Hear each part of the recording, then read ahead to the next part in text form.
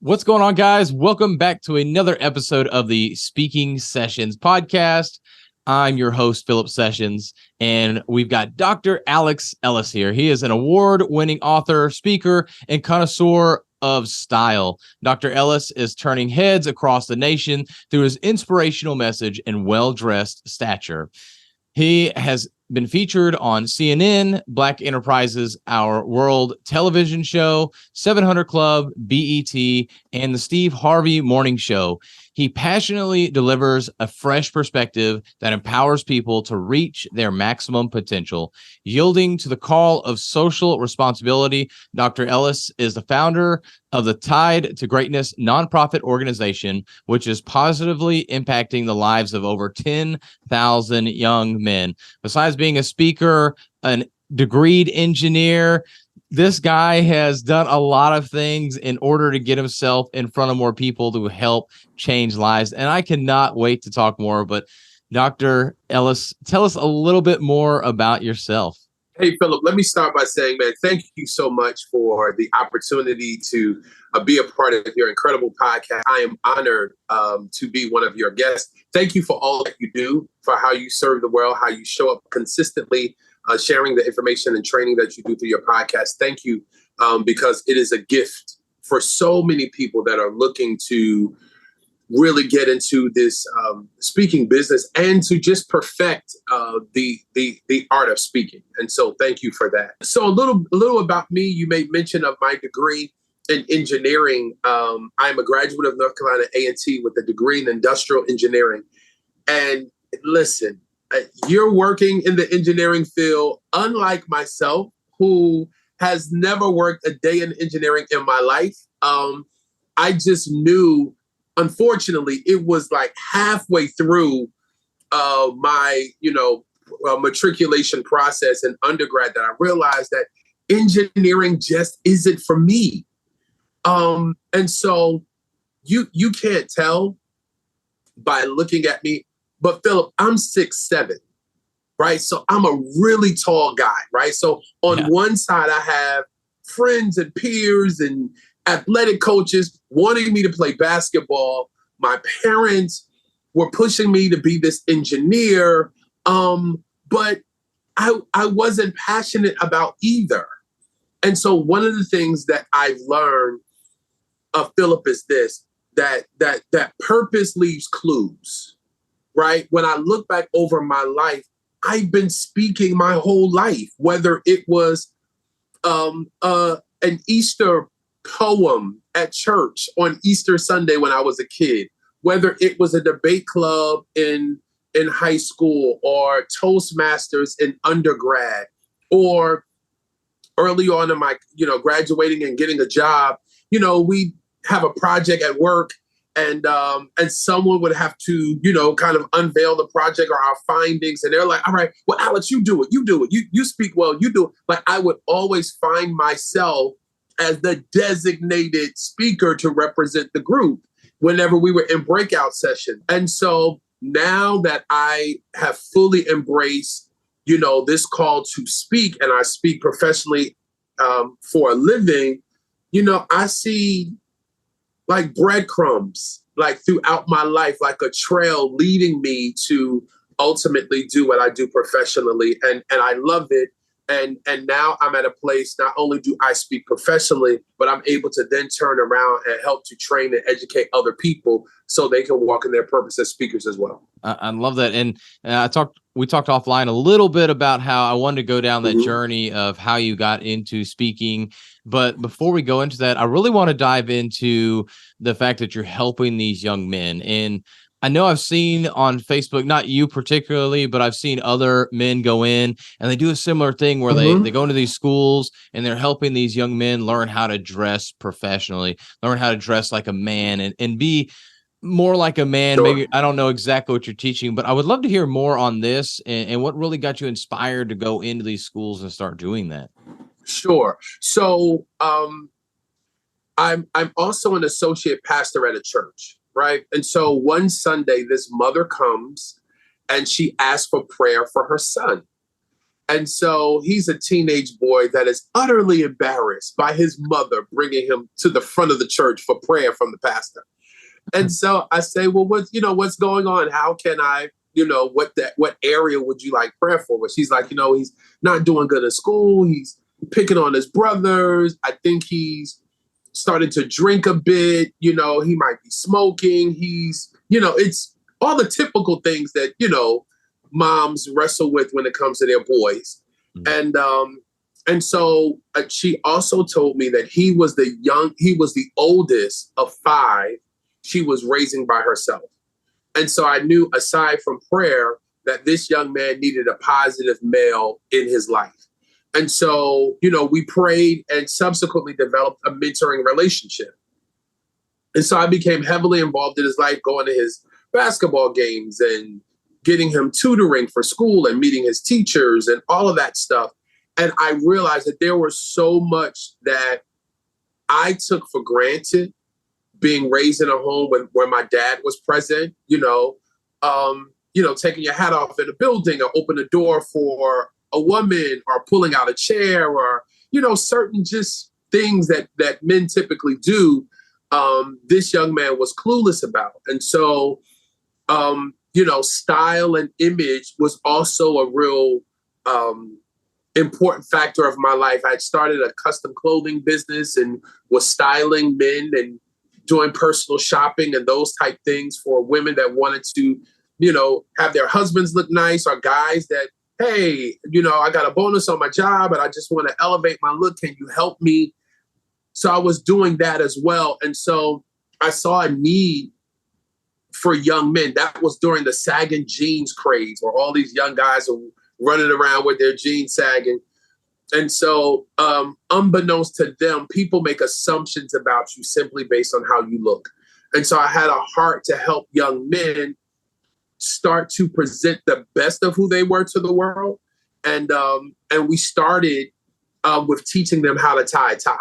And so I developed this nonprofit called Tied to Greatness, where I would go into an urban school and I would, have an assembly with just the male students. And so the guys would think, oh yeah, we got the afternoon off. We're going to go to the auditorium and hang out or whatever. And they walk into a room full of men from their community who've carved out this time, taken time out of their work day to say, we're concerned about you. We love you. And we want to teach you some of the tenets of manhood, having a work ethic, being socially responsible, walking with character and integrity, and, serving and all of those things. And then we culminate with this big grand tie-tying ceremony, which was really, really powerful. And so, man, I've traveled across the world, literally teaching young men how to tie ties. Then working with young men in high schools, then they graduate and go to college. And so then colleges and universities were saying, we need you to come speak to our college students because we have career fairs and, we're trying to position our students for success in the corporate arena.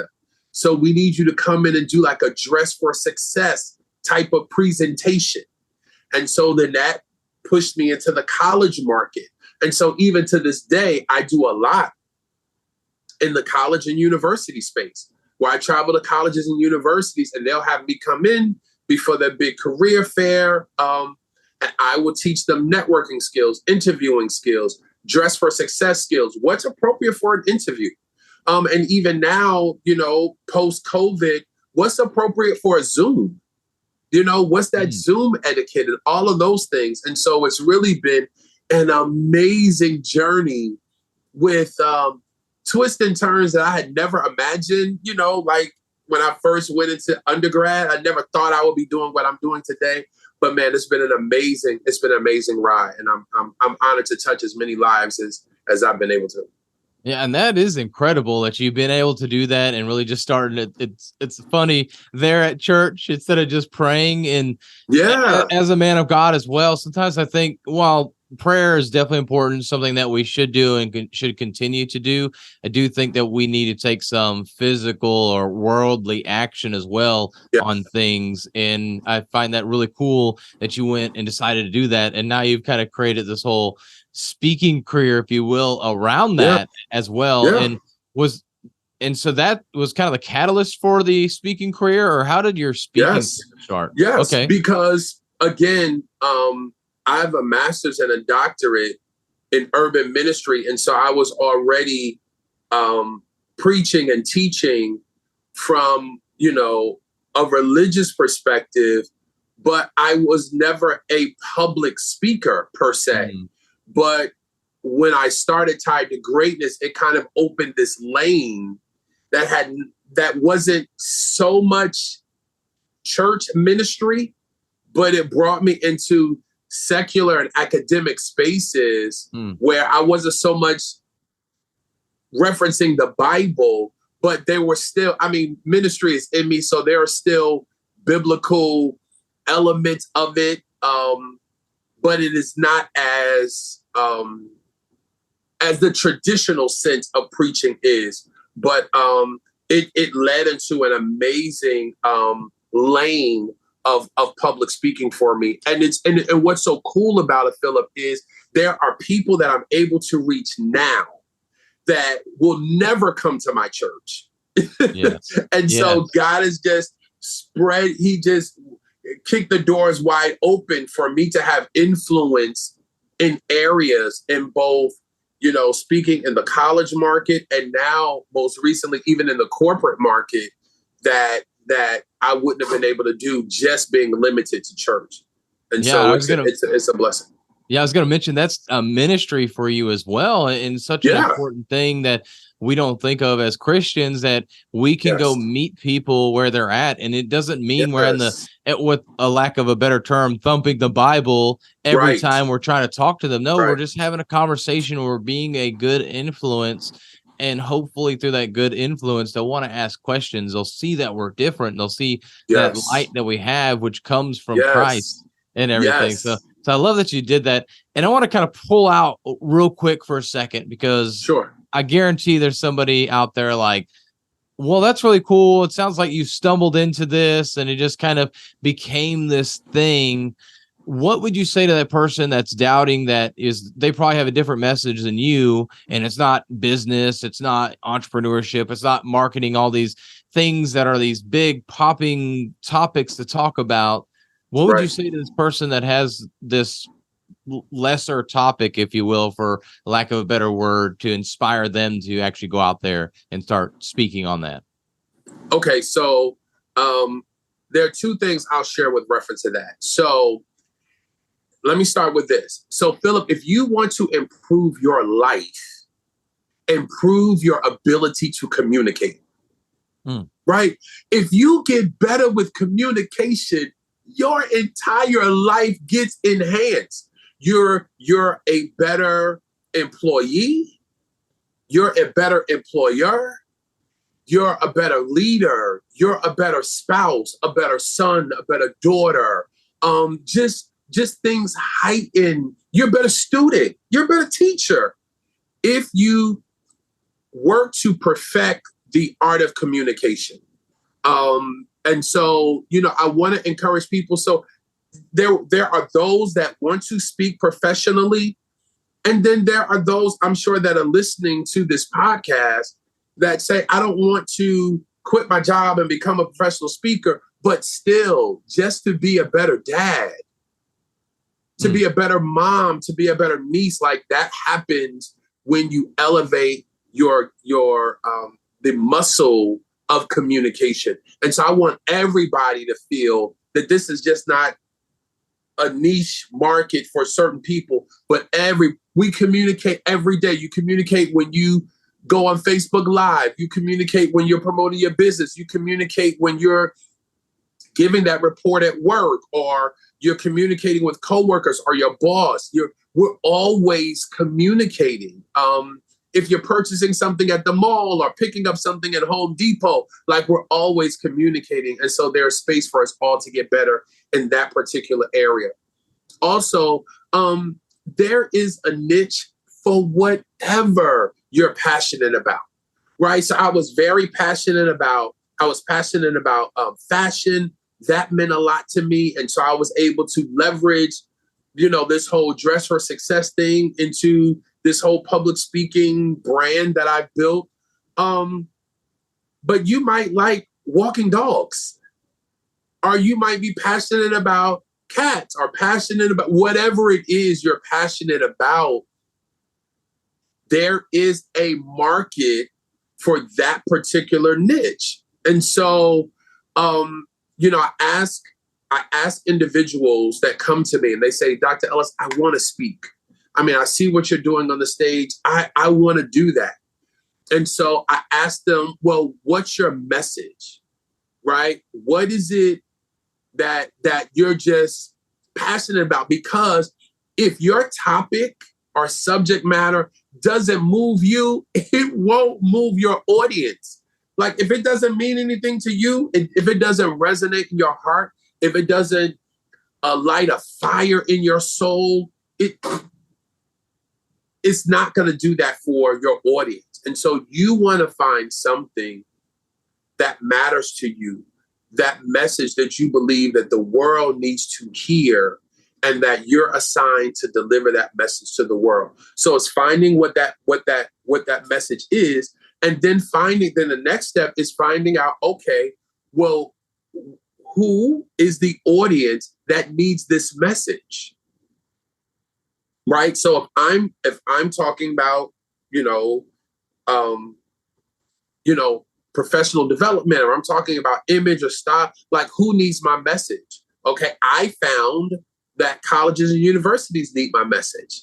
I found in the corporate arena, sales teams and, people who are on an elevated track to move up to high levels of executive positions. They need what I bring to the table. And so it's finding out, okay, who needs the message? Now I'm clear on my message. Who needs the message that I'm trying to deliver, and where are they? And then it's positioning yourself to get in front of those that need your message the most. Yeah, man. It's a couple of things that I want to bring out there. The communication thing is such a huge thing that can impact us in so many ways. And not to toot my own horn, but I've had this as examples with the podcast, with speaking on stages, with helping other people with their speaking abilities. I was at an interview for the company I work at currently still. And the one guy, we knew each other, and I went in for the interview and he was interviewing me, and as well as the manager for the position. And when we got out, he's like, dude, I figured you were going to be good at interviewing, but I didn't expect you to be that good. Like, that was really good. And then I've also had people say, like, wow, you're like a really good listener. And that's the thing with communicating as well. It's about listening. And I know the more I've communicated and the better I've got at listening and communicating what my thoughts are, the better the communication in my relationship has gotten. Absolutely. Because I'm hard-headed. I tell my wife all the time, or not as much anymore, but I used to tell her all the time, you've got to hit me over the head with a 2x4 or I'm not going to understand. So that communication, you are so right. Sure. It impacts us in so many areas. Yeah, it does. And then I want you to bring out a little bit more, because you talked about kind of niching down, figuring out who your audience is that you talk to. Once you figure out your subject that you want to talk on, that you're passionate about. Again, I agree with that. If you're smiling and you're trying to say you're pissed off, it's kind of hard to believe that you're pissed off if you're smiling. Right. So the same thing with your passion. If you're saying, oh yeah, I'm really passionate about this. Yeah, I just gets me excited. It lights me up. Like, yeah, nobody's believing that. Right, so exactly. You need to have that thing that you're passionate about and share that. Yeah. But when it comes to actually finding places to go, clearly, I mean, I guess you could go call somebody up, or you could do this or that, or through a connection. But how did you get started with getting into those universities? I know it seemed like the schools and everything, you kind of had that in with the student they're the kid and the mom from your church. Sure. But transitioning to college, how did that work out? Because I think a lot of people are looking on how to find an opportunity to go speak in front of the right audience. Sure. I think that's a great question.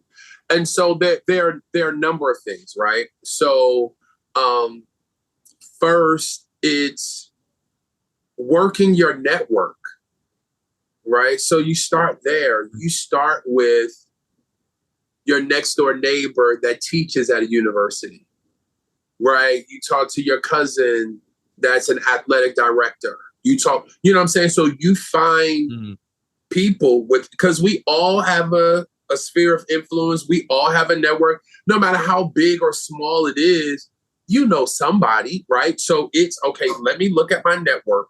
And is there anyone that I know that is in some way connected to a potential opportunity? And if so, let me share with them what it is I want to do and see if they could possibly give me access to an opportunity. Let me also say this. You can also go online and do the research, right? So if you feel called to teenage girls, right, to speak to them about depression or loving themselves or something like that, then you find out, okay, well, there's a Jack and Jill program, or there is a Big Brother, Big Sister program, or there is an etiquette program for girls in my local community. Like, you go right online and do that research. And then, as I had to do initially, you know, when you're just getting started, it's like, listen, this is what I am passionate about. This is my message that I believe would really be a blessing to this particular audience. And I'm willing to come and willing to do it for free. Like, I spoke for years for free, right? Now, every free gig doesn't mean you walk away with no benefits from it. Just because you volunteer your services doesn't mean that you walk away empty-handed. I teach people, hey, listen, if the opportunity is free, get as much as you can from it. Well, what do you mean, Dr. Ellis? What can I get from a free gig? They're not paying me anything. You might not get paid, but there's a whole lot of other things you can get. Mm-hmm. You can get photos. You can get quality video footage. You can get, hey, listen, if I do a good job, would you mind writing me a recommendation letter? Is it okay that my videographer and I interview a few people who sat into this session? And if they found value, can I get some testimonials from them? There are a ton of things so that when you leave from that free event, it's like, I got pictures that I can put on my website or put on social media. I got videos that I can use as a marketing tool for the next event that I go to, that I'm pursuing. I can send them this sizzle reel that's a promotional 2-minute video of me speaking on a stage or in front of an audience. Every professional knows other people who do what they do, right? And so if they've asked you to come and to speak for their department, right? That HR director knows other HR directors. That superintendent at the high school knows other superintendents. That meeting planner knows other meeting planners. And hey, listen, if I do a good job, only if I do a good job, would you mind recommending 2 or 3 other people that are your colleagues that do the same thing? I would love to be able to share my gift with them as well.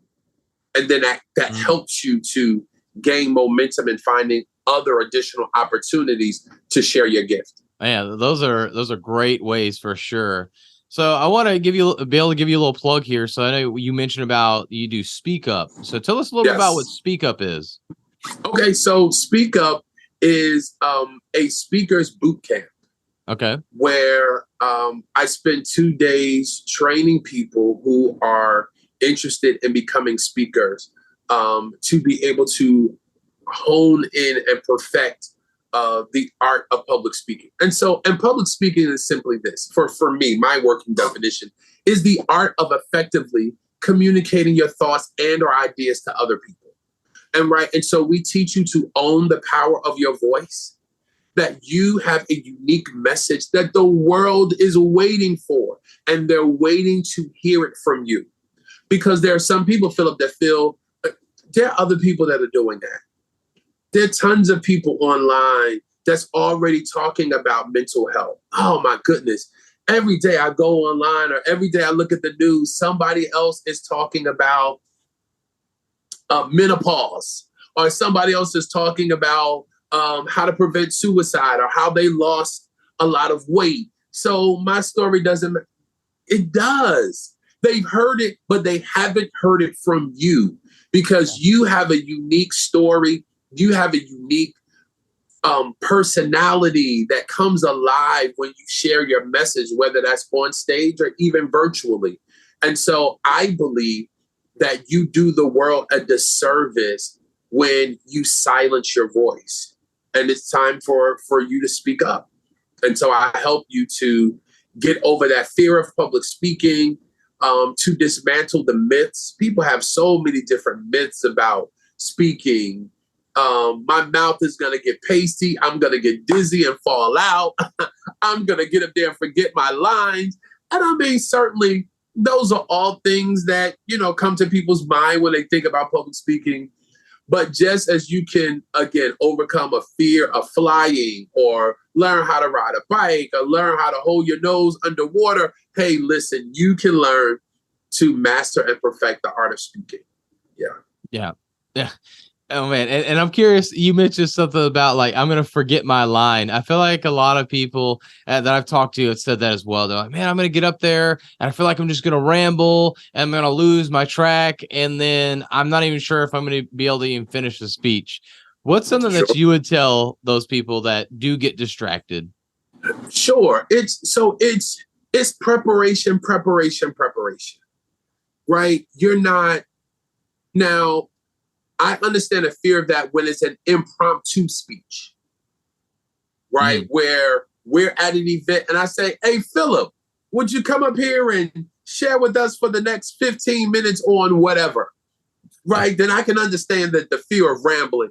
But for most people, these aren't impromptu speeches.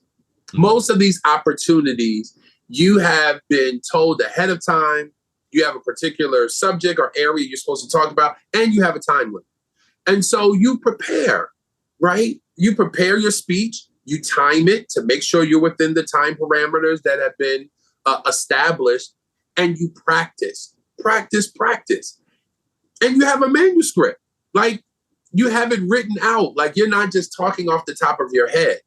And so whether you have, and with technology, man, we have so many aids. So whether you are using a traditional binder where you have notes for your speech, or cards that you use, or whether you're using like an iPad or some type of technical assistance that's there, depending on where you're speaking.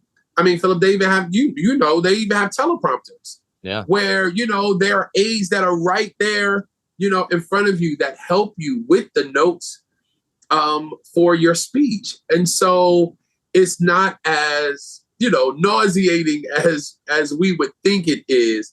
There are tools and things that are in place that can help you keep on track, and you follow the script. But it is what I teach my students is you want to have it in you enough that you're not just bound to your notes. You might have some bullets or have an outline that can guide what you're sharing. But again, you've studied and prepared enough that, that talk is in you, that you can effortlessly deliver it. And again, it is a gift. It is a muscle. And the more you practice and the more you go over it, the more comfortable you get. Making that 3-point shot in that game is not as nerve-wracking when you made the shot in practice 1,000 times. it's nerve-wracking for us at home because we're like, oh my God, the pressure is on. Are they going to make the 3-point shot? But this ain't the first time they're making that 3-point shot. Yeah. I mean, that foul line shot or whatever. I mean, they've been practicing this shot forever. Like they're able to do it. And it takes away some of the anxiety when you put that time in practice. Yeah, I agree. Practice definitely makes perfection, or makes you a lot better for sure, and gets you prepared for that. The outline, I love that. The outline is a huge thing that I always talk about, that you need to have an outline. I like to stay away from notes written out completely, especially if you're going to try to put them in a PowerPoint or something, because then you're just going to fall to looking at those notes. And then you're going to, oh man, I missed that line. You want to go back. The audience has no clue that you missed that. And then absolutely. And then I like to share as well, like, it's just like a GPS.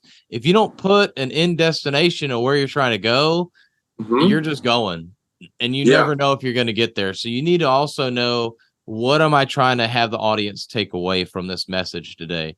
So if everything falls apart, you can navigate to that end goal. And just talk about something. Yes.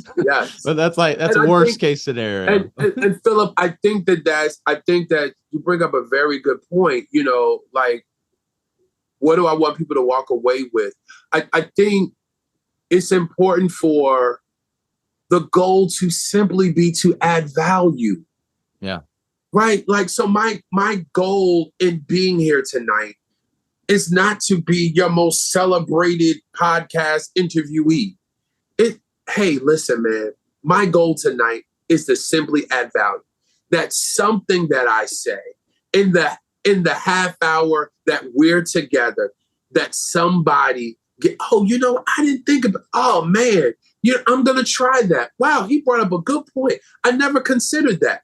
Oh man, I really feel, more passionate about what I want to do. Maybe people do want to hear what I have, but it's just to add value. It's not to be the smartest person, not to be the coolest person, not to be the person with the biggest following on social media, but the goal at the end of the day is to add value. And if you add value to the lives of the people in your audience, you've done your job.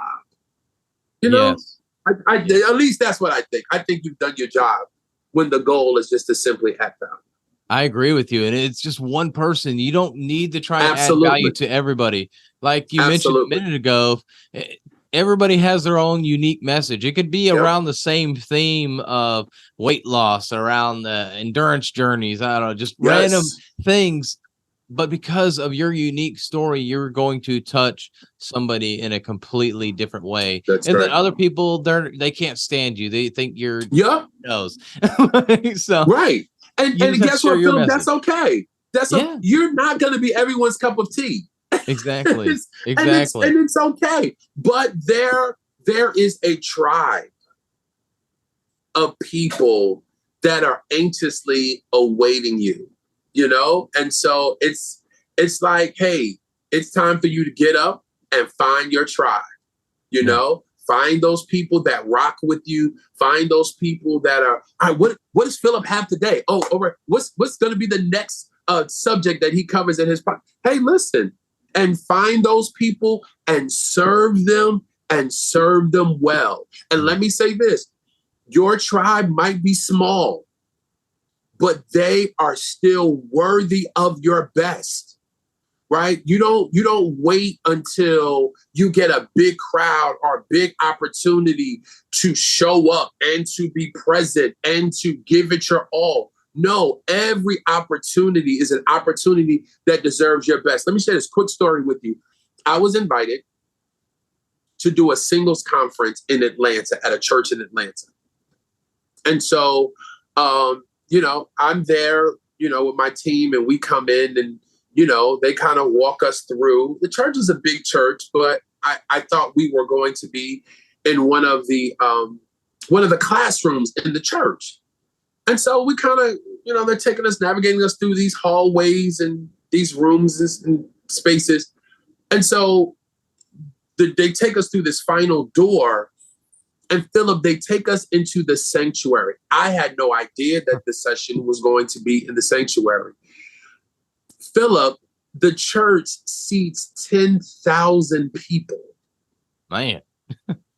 And the entire lower level of the church was filled. Wow. I had a panic attack, bro. I was like, why did you tell me? Like, I was walking into this. I'm thinking that this is just a little workshop, 30, 40 people or something. Like, I had no idea that morning I would be speaking to thousands of people. And wow. And my assistant that was with me was like, hey, listen, everything that you've been through to this point in your journey has prepared you for the stage. Mm. And just as passionate as you are in those small, intimate settings, I need you to be just as passionate in this opportunity of this big stage.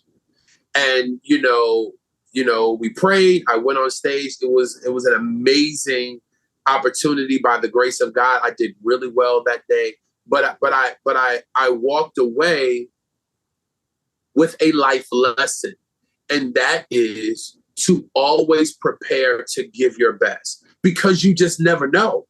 I mean, what if, like, Phil, what if I would have just taken it for granted? Like, it's just 30 people, it's just a few people, like, whatever, it's no big deal. And I was haphazard or lackadaisical in my preparation for that opportunity, it would have been a crash and burn. Mm-hmm. But because I diligently prepared, although the platform was bigger than I anticipated, I was ready for the moment. And so that's just a charge to those that are listening.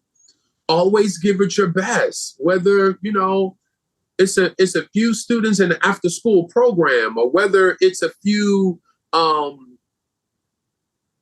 people in your community, or a small group at your church. Like, whatever the opportunity, give it 110%. And when you're faithful in small opportunities, I believe God opens up the floodgates and can trust you with bigger opportunities. I agree 100% with that. That is so true. And it's all about levels. You have to start showing that you can do this, and you eventually build up to those big stages. Absolutely. One thing I always like to share, and then we're going to go into our last question, is that if you were put in front of 1 million people today, you wouldn't be ready for it. If 1 million people came to you and wanted to do business with you today, you wouldn't be ready for it. You say you want it until it actually happens. So you have to build up. You have to start with one customer. You have to start with speaking to one person, and you start to build that up until you finally get to that big stage, till you make it big. And I say this in quotes. Yeah. And Philip, what the beauty of it, you don't realize it now, but it's a blessing. Yeah. The small opportunities are a blessing, because you get to work out the kinks, right? Mm-hmm. You get to, I've been in stages where I've gone and I have a MacBook, right? So I'm traveling with a MacBook, and they don't have the adapters for a MacBook because they use regular PCs. Yeah. And so now my PowerPoint presentation doesn't work. I don't have the time to run to, Office Max, or run to electronic store to get the plug that I need. So now I got to give my speech without the PowerPoint presentation. And so working through those awkward times and those hiccups and unexpected things, and learning how to do it without those aids, learning to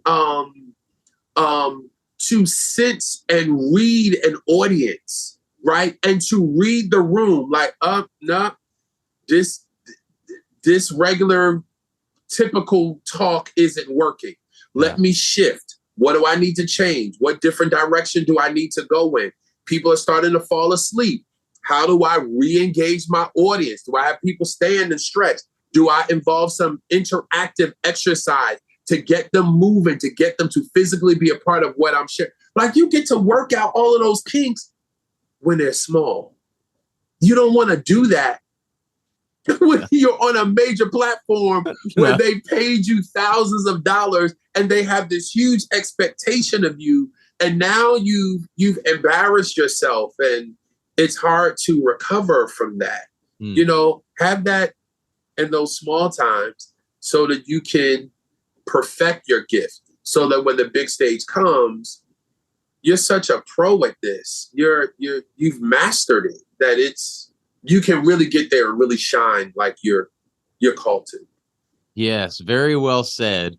So let's go ahead and get to our last question. And that is, if you could only share one message for the rest of your life, what would that message be? All right. So if I could share one message, that message would be finding and pursuing your purpose. Like, my life has had so many twists and turns, man. And I've had so many different voices from other people telling me what I should and shouldn't do with my life. But because I'm a man of faith, I believe that God, when he allowed my parents to come together, that he had an intent in mind for my life. Like, there was a purpose. Like, this wasn't no random cosmic event. Like, no, there was a need in the earth, and I'm going to send Alex to meet that need. And I believe life is about finding that purpose and walking in it, And so that's why I try to help people to really get clear on why you're here.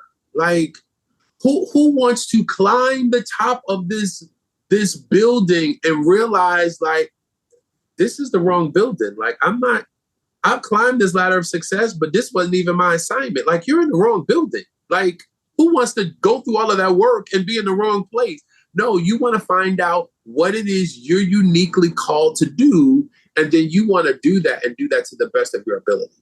And so that will be my message, helping people to identify and fulfill their God-given purpose. And that's what I try to do every day, that the Lord gives me at every opportunity, every audience that I have the opportunity to share with, really helping people to find and identify and work toward fulfilling their purpose. And that is a great message. And I can tell you're very passionate about that. Yes, sir. And so everyone, Dr. Alex Ellis, if they want to follow you, where's the best place for them to follow you? Okay, great. And so, Philip, this is one of the things that I teach. I try to keep it simple, right? For people to find me. So my website is dralexellis.com. So it's DRALEXELLIS.com. Then if you want to find me on any social media platform, you simply follow the same route, Dr. Alex Ellis. So that's Dr. Alex Ellis on LinkedIn, Dr. Alex Ellis on Instagram or TikTok or Twitter. You can find me in all of those social media outlets by dralexellis.com. Oh, well, awesome. Well, guys, make sure you follow Dr. Alex Ellis on every platform that you can. He's got a great message to share, very charismatic, and we appreciate you so much for coming on the podcast. Man, the pleasure is absolutely mine, and I look forward to, I'm appreciative of being able to share with your audience, and look forward to us doing this another time. Thanks again, Phil. You're welcome. All right, take care.